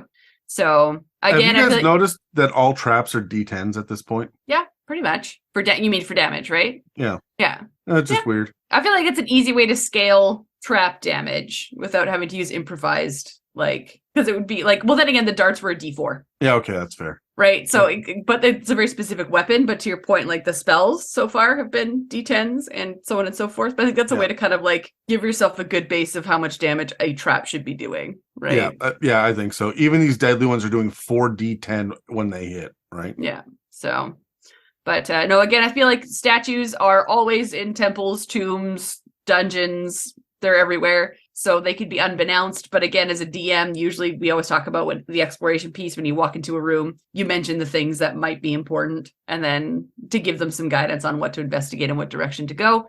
But yeah, be afraid of statues. You know, it might not be as deadly as the Sphere of Annihilation, but it would be a great way to jazz up your home. Jazz up your home. I love a good fire breathing statue. It's a conversation starter is what it is, right? Yeah, 100%. All right, I've got falling portcullises. I mean, they're considered a moderate threat, but they're not going to be dealing any damage. The idea of these, if used effectively, though, they can be just as dangerous to any level of player. Sorry, this isn't. Is this a magical trap? No. Oh no, we're doing simple traps now. Okay, gotcha. Yeah. Sorry, I was confused. Oh yeah, sorry. We moved on to simple traps. I neglected to say that. You guys were just doing the magical ones. Yeah. No, there's only 2. There aren't any more than that listed anywhere as a magical trap. Kind of surprising, actually. Because the DMG had a few traps, but not a whole bunch. Xanathar's Guide to Everything does have more stuff that is magical in nature that is more complicated. So also, I feel like you could do any spell with a magical trap. Like, I feel like that's just use the basic pressure plate, whatever system, but you could, in my mind, you could put whatever spell you want in that. Pressure plate, cone of cold from Done. the ground up, right? Yeah. Like, yeah, that makes perfect sense. I mean, with a magical trap, it doesn't even need to be pressure plate, right? Like, you could use a proximity thing that targets creature type, like a glyph of warding is basically a magic trap as well. You could do a tripwire too, right? You could just have a random rune to a specific god, and I'm gonna get into that actually in a second here. But like, there doesn't have to be much of a rhyme or reason, or rather logic behind it. There does have to be reason, right? So it has to be there for a reason for it to be a magical trap, but there doesn't have to be regular physical logic to it. Sorry. Anyways, yeah, that's okay. Getting back to falling portcullis. So normally it's a pressure plate that triggers it as well. The Xanathar's Guide to Everything recommends a DC 20 perception check to actually reveal it, and then a DC 20 dexterity check using thieves' tools to disable it, with a check of 5 or lower actually triggering the chat. Now, this is kind of a fun trap because it doesn't kill. I mean, Adam, you mentioned that example earlier of shutting off a room and shutting off an escape. It's also a great way to like separate a party too, right? Like if one drops between them and they have no way of opening it, you know? Yep, I quite like doing this. This is something that I do all the time. One of the things that I've not used, but I will in the future, so spoiler alert, Megan, is 2 falling portcullises, one on each side of the person in the middle of the marching order. Okay. And then the passage opens up in the wall to their left. So only they can go in that direction, and nobody else can go. If you raise the portcullis, if you disarm the trap, if you get deeper in and pull the lever and undo it, that door closes and magically seals. So the only way to get into this area is to be alone. So I love falling portcullises for splitting parties. Yeah, I think this is also a good trap when you do have something like you mentioned earlier. You only have that one person hitting a trap every single time, right? This way, when they trigger it, it drops the portcullis, and now this party has to fight something different. Now they're getting forced into all these traps, right? Like, let's say they have to run this gauntlet through a hallway to get back to your rogue that was scouting ahead. Yeah, this is also a good way to get your, hey, I want to throw zombies down this hallway at a bunch of people. The cleric has turned undead. Great. This is how I separate the cleric from the party. Yeah. And again, if it's a magical trigger, all you need to be, if there's someone wearing a holy symbol other than this god of death, then that person gets isolated from the party. And the portcullis drops. It's just that simple, right? Like, you don't have to bend over backwards for this. Just bullshit magic stuff, right? It doesn't have to be the damage that's magical. It can be the trigger. Yeah, good point. Was there any more for the falling portcullis? I feel like it's really straightforward. Yeah, it's pretty straightforward. It's simple. My next one is magical, but it is considered a simple trap, and it's Fiery Blast Trap. This one's meant for players that are levels 5 to 10, but I feel like I could adjust the damage on this and make it any level. The premise here is that it's in the temple of a fire god, and creatures wearing the god's symbols don't trigger the trap. Anybody else does. So there's a mosaic on the floor. So there's lots of different colored panels. When you cross it, it triggers the trap, but it is not pressure plates. It's a fiery explosion. It's in the name of the trap. That is what happens. It's 7d6 on a failed save, half as much on a success. And it's a DC 15 dex save to avoid the fiery explosion. So if you want to disarm it, it takes a successful DC 15 perception check to notice it, and a successful DC 15 religion check to let you know that there's a nearby rune that is the source of the magic. And defacing the rune will disarm the trap. Or you can cast Dispel Magic, DC 18, on the rune that will also destroy the trap. So it's essentially a glyph of warding that'll blow shit up, but it'll blow it up over there, right? So this one was very, very specific about the god, the fire god that it was, and it's in a temple and there's a mosaic, but I feel like I could do this just about anywhere, and theme the damage type differently to serve my purposes. Yeah, which I feel like how most magical-ish spells can go, right? Yeah, exactly. Yeah.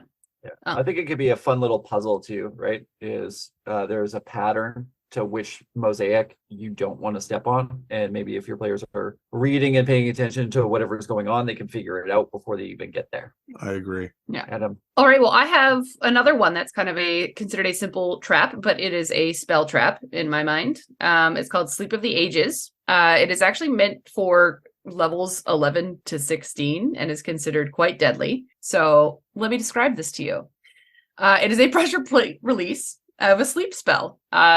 Once it's basically triggered, it launches a 9th level sleep spell. Oof. Which, for those of you who don't know what a sleep spell is and how it works, it is a number of dice rolled, and if it exceeds your HP, you fall asleep, and then you go in ascending order of everyone around within a 20-foot radius. So the dice is 5d8, and then an added 2 dice per level. So basically for this 9th level sleep spell, it's 21d8 total for this trap. Ugh. Casual. Yeah. So basically to counteract this, it would counteract this trap. It would be a DC 20 wisdom perception to reveal the plate, and a DC 20 arcana within 5 feet of the plate to disable it. So this is kind of what we were talking about before, where this doesn't have to be a rogue that can disable a spell, like a trap. This is your arcana, and your magical characters are going to tackle this one. But because also a dispel magic, of course, with a DC 19 will also get rid of this spell. But it is dangerous. It is a 20-foot radius, so I feel like someone who's putting this trap in is going to make sure the room is 20 feet by 20 feet. Like, they're not going to put it in a room that's larger than that. So no, Megan, 20-foot radius, 40 feet by 40 feet. Sorry, yes. Yeah. So, like, a large room. But, you're not going to put it in a room that's much larger than that, because you're going to want to, it's going to be a spell that you specifically put there because you are taking the whole party down. Yeah. Right?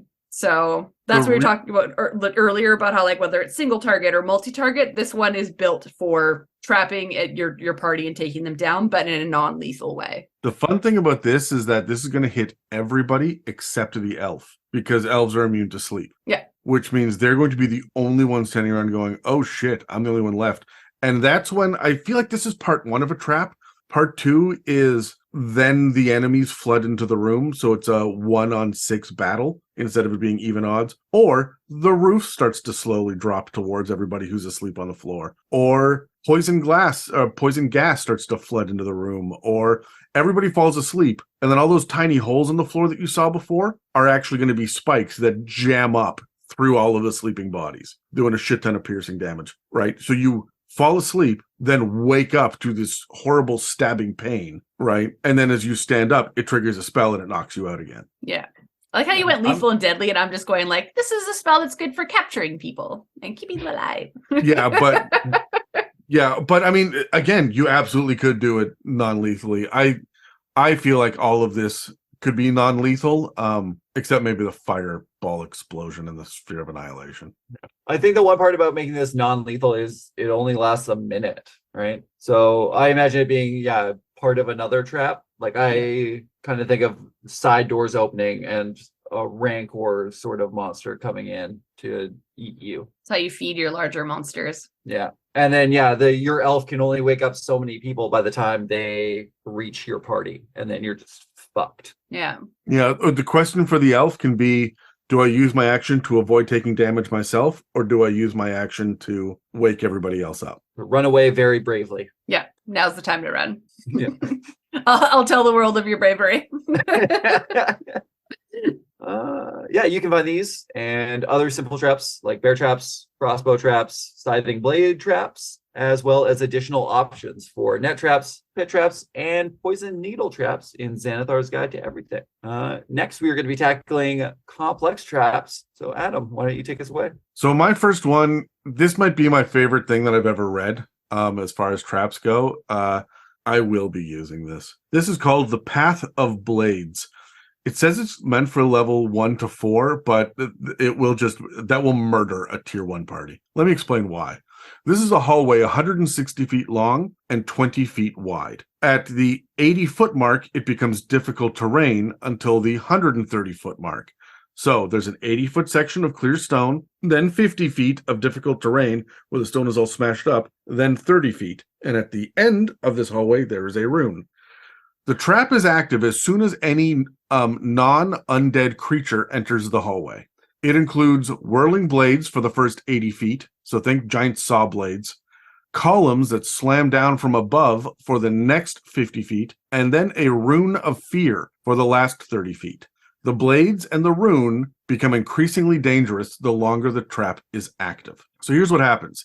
The whirling blades for the first 80 feet. Keeping in mind, that's like 2 rounds for a lot of people. On initiative count 20, the blades attack each creature within the first 80 feet of the hallway. They have a +5 to hit and do 2d10 slashing damage. Also, if you end your turn within the area of the blades, you get attacked again. The blades move faster and faster, only slowing if they hit a target. They become more difficult to avoid as a result. What that means is that every time that they miss, their attack bonus goes up by 2, and their damage does an extra 1d6 slashing because they're building momentum and spinning faster. But once they hit a target, they slow to a regular speed. You can try a DC 15 investigation check as an action to try to time your movements. If you're successful, then the blades have disadvantage to hit you. You can also try to attack the blades as they go past, but if you try, the blades have advantage on hitting you first. They have an AC of 15 and 15 hit points, and destroying the blades reduces the attack bonus by 2.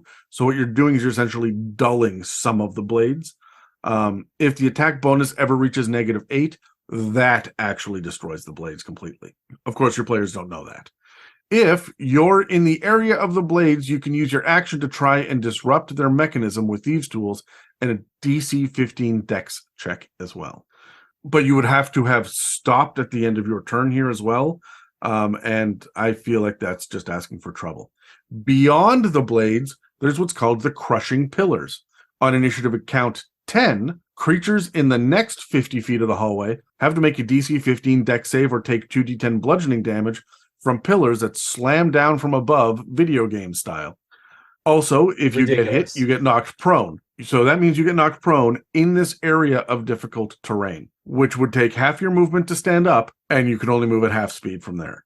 Even on a success, you take half damage, but you get to stay up on your feet. There is no way listed to avoid or disarm this part of the trap.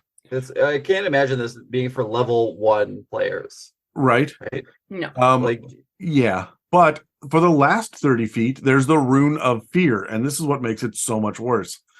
This triggers on initiative count 10, and also if you end your turn within the last 30 feet of the corridor.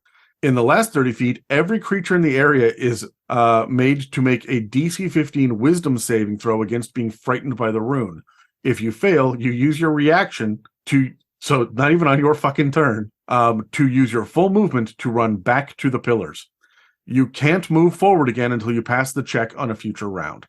You can disarm the trap, but it takes 3 successful DC 15 Arcana checks. Each one uses an action, so it takes 3 rounds to destroy the rune. In between rounds, you have to make this check.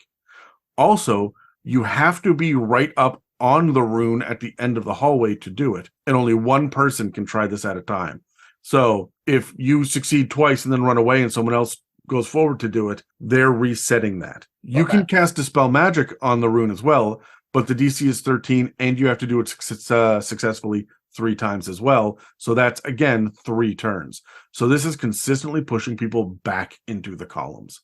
Now here's the really Dispel magic is shitty also part. a 3rd level spell, though. Yep.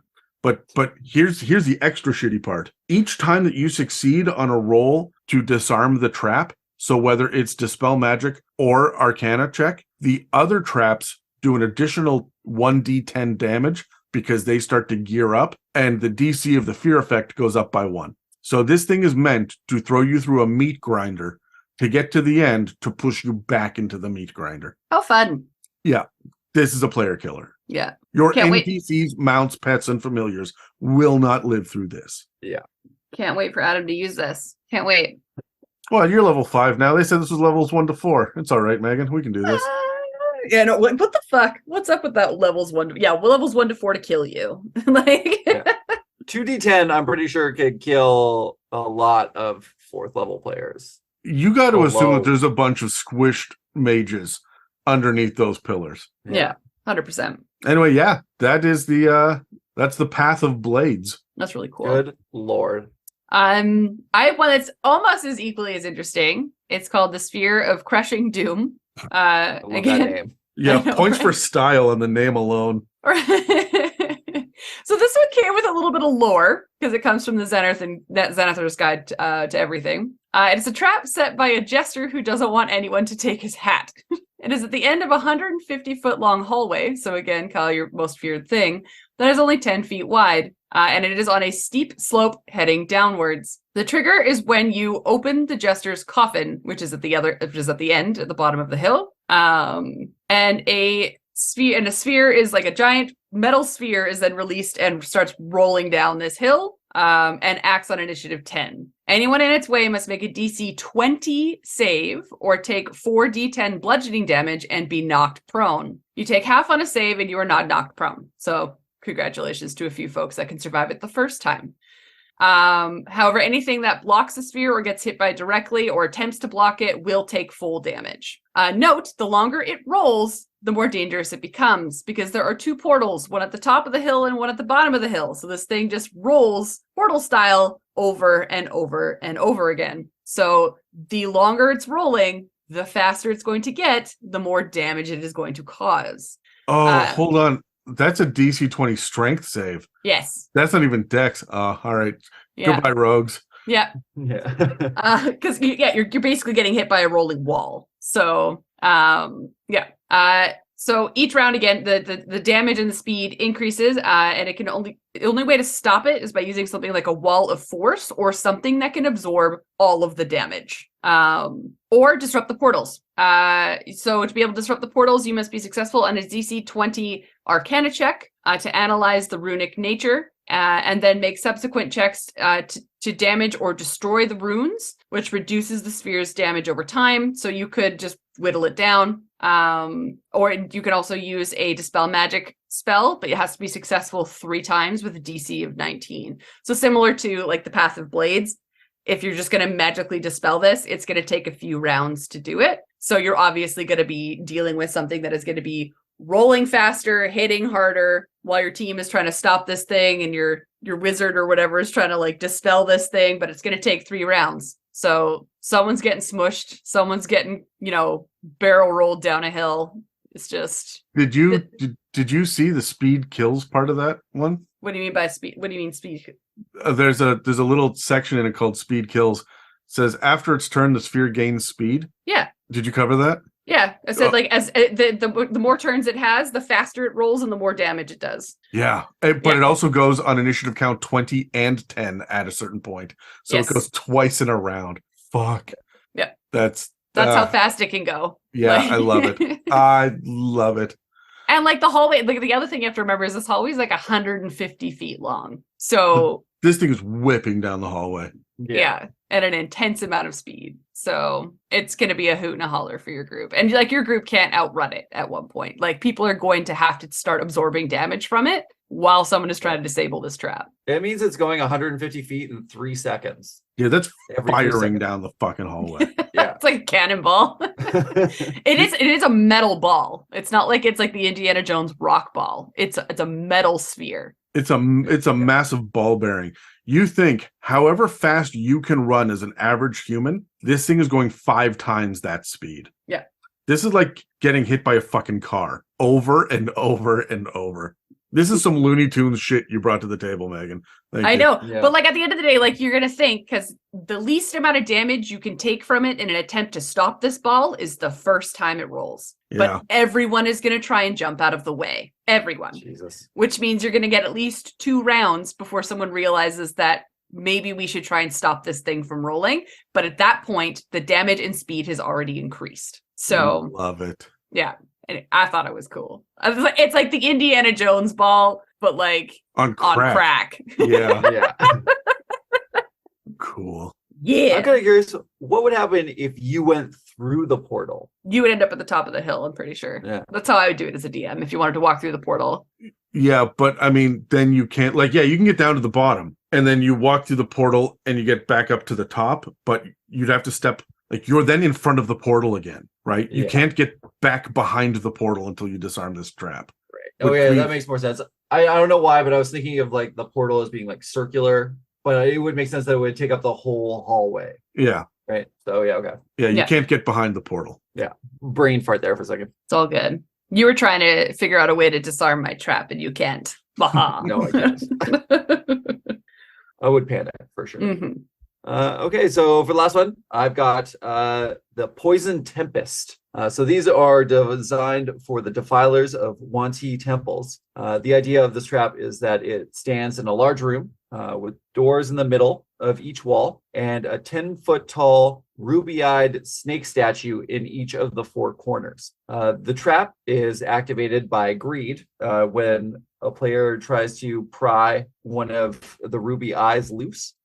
This trap goes on initiative count 20 and again at 10, like the rolling sphere. On the first turn, when the eye is pried loose, the doors lock and seal. The statue mouse open and begin filling the room with poisonous gas. It originally deals 6d10 poison damage on a failed DC 20 con save, or half as much on a success. On initiative count 10, and with each initiative count 20 after that, it goes up 2d10 poison damage to a maximum of 10d10 poison damage. Holy shit. So it does, I'm sorry, it does 6d10, then 8d10, then 10d10? Yeah. That's a Holy lot. shit. And it can happen even faster if your players are dumb. On initiative count 10, the gas creates a secondary effect chosen at random by rolling on a d6 table.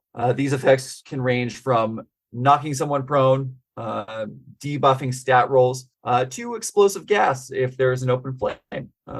They do give you a couple options on how to disable this trap. One being to disable the statues, either by a DC 20 dex check using thieves tools, or you can also clog up the pipe using like a cloak or something similar with a DC 15 strength check. However, disabling the pipe in that way causes the poison damage to drop by 1d10. At the same time, a player will have to stay by the statue to hold the obstruction in place. Otherwise, it'll just pop out again. So hold on. So there are 4 statues. It does 6d10, and you have to have 4 players committed to reducing it by 1d10. So everyone is still suffering 2d10 damage every round. Yeah, that's if you obstruct it, right? You Fuck. can also disable it with thieves tools, but like that's yeah. So yeah, the gameplay is everyone's gonna clog what they can while someone runs around trying to disable it. Yeah, exactly. My God. The only problem is if your party decides to destroy the statues instead, either through a DC 20 strength check or knocking it down its 20 HP, it will instead release an unrestricted stream of gas into the room and increase the damage by 1d10.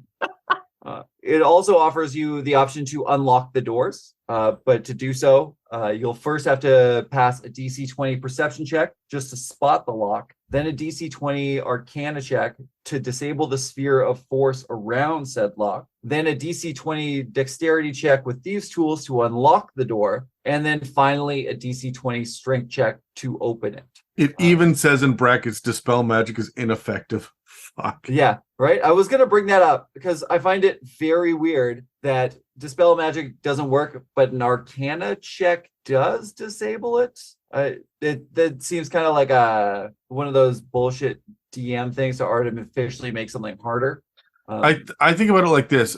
The magic is beyond the capability of Dispel Magic, which is a low-level spell, and it's a high enough Arcana check that's required that it requires a mastery of magic to understand the runes to be able to fuck them up appropriately. Yeah. Oh, okay. It's similar to like the rolling crushing ball one. It's an Arcana check because like you're understanding the runes and the magic behind how it operates, not necessarily dispelling the spell itself. Yeah.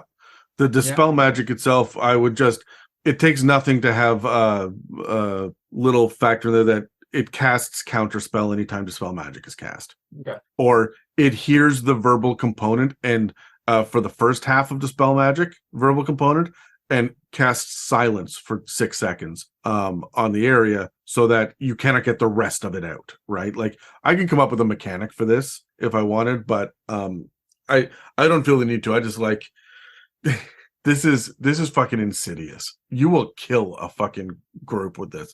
And it's not targeting one person, it's targeting everyone again. Yeah. Right. And 60-10 right off the bat is insane. And then with the initiative 10, so the other options are it'll drop your strength and dexterity by 2, I think. Poison either floods the room again, making you do more dexterity saves or more con saves. You can't see more than a foot sometimes. All dexterity and strength checks made in the room have disadvantage. So if you're trying to disable the thing or just trying to keep the obstruction in the mouth of the snakes, I don't know. It's insane. Yeah, there's a lot of additional bullshit with this D6 table. And by bullshit, I mean hilarious and wonderful detail. Yeah, keep them guessing every round. Okay. So before we wrap up this episode, we're just going to cut to a last ad break.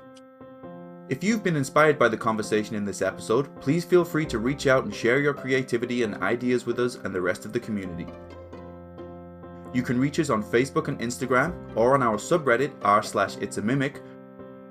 Also, if you're feeling particularly generous, please follow and subscribe and leave us positive reviews, likes and comments. Engagement like that help us pop up on search engines and keep this show running.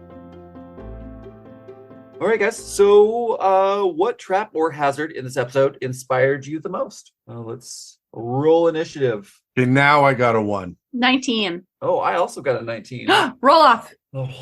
2. It's DM 3 or it's the person asking the question. Yeah. I got 13. All right. You know what? It might be pretty simple, but I love the falling portcullis. It just has a nice flavor and adds that little extra sense of dread. And it's just so simple, but it can do so much. Yeah, there's a lot to be said for splitting the party. Yeah. Look, the common mentality, the warning that you have for new players is don't split the party.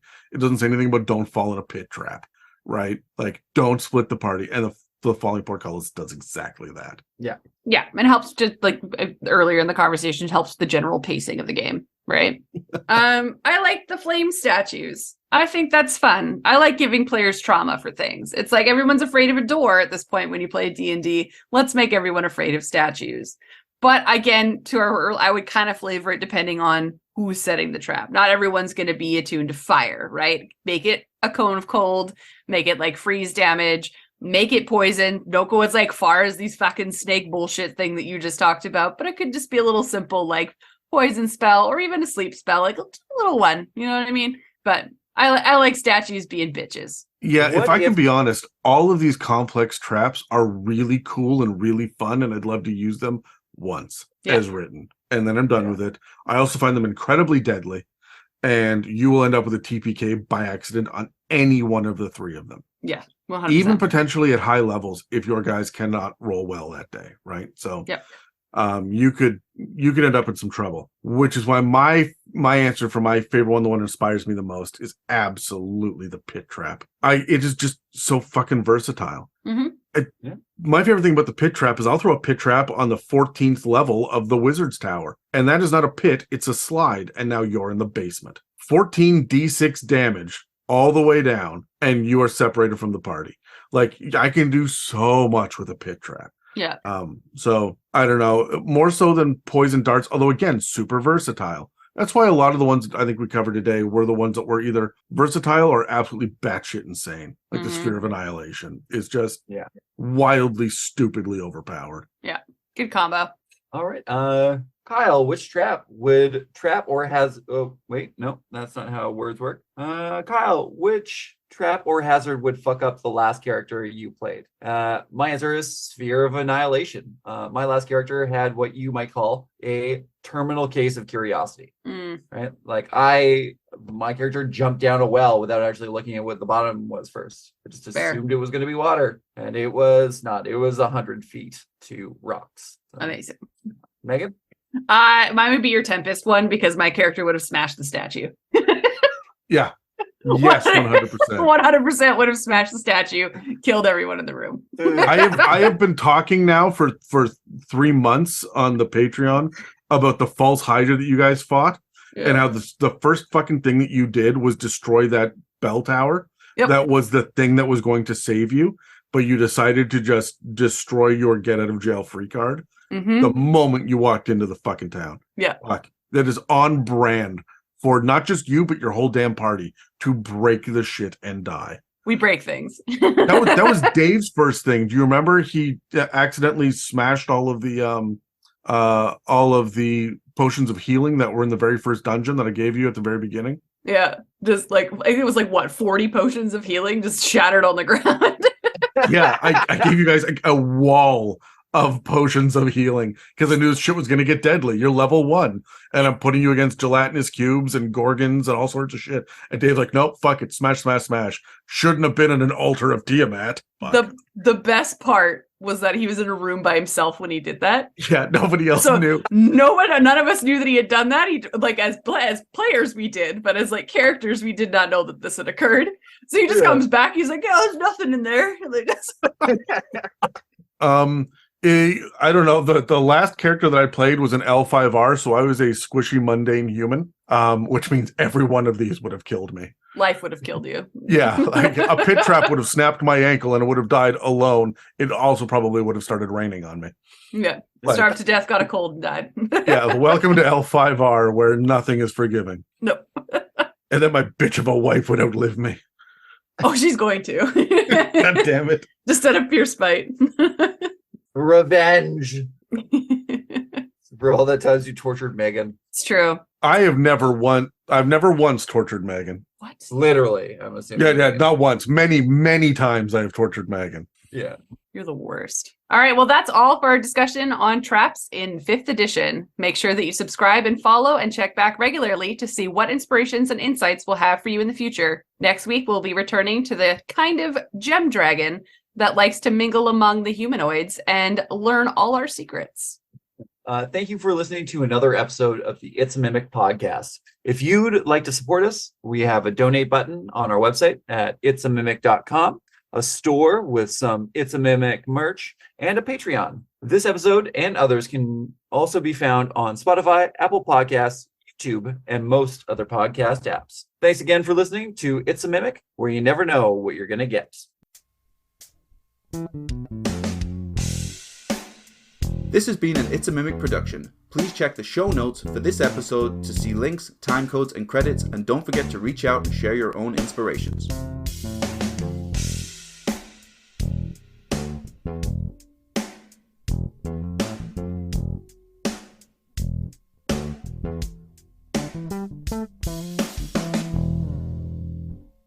Have I tortured you, Megan, more than any other player? I mean, I've gone after Dan with the daughter thing, but that was like a one-off.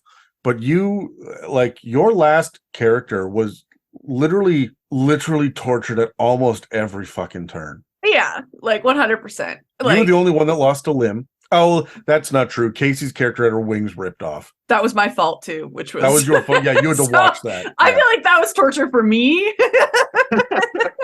We took your ancestral sword that had your father's voice in it and smashed it, and so you lost a connection. Your god was murdered in front of you. You had a bad day. Yeah. Your god. Yeah, she Did not a good time. She's coming. I would say that she did. Like she was a good person. She just decided that, the world was out to get her, and then she became mad and angry about it. I have not seen a fall from grace. Your character fell from grace. The other two were already morally ambiguous in the first place. Yeah. But you were the bright shining beacon at the beginning, and yeah, you. My soul was slowly ripped away from it. My favorite episode was when Terry had to re-roll his character and came in as like the goody two shoes ASMR, now like cleric, like new shiny beacon. And we were about halfway through this campaign where my character is in the darkness. Yeah. And he thought that our characters would get along and be like the beaming lights of like, and I'm telling him to fuck off because I'm like, we got shit to do and people are going to get murdered. So sit the fuck down and buckle up. You guys spent a solid half an hour one day standing on top of a pirate ship, screaming at each other about whether or not murder is justified. Yeah. And your character, who was the lawful good character at the beginning, was screaming, murder is acceptable under these circumstances.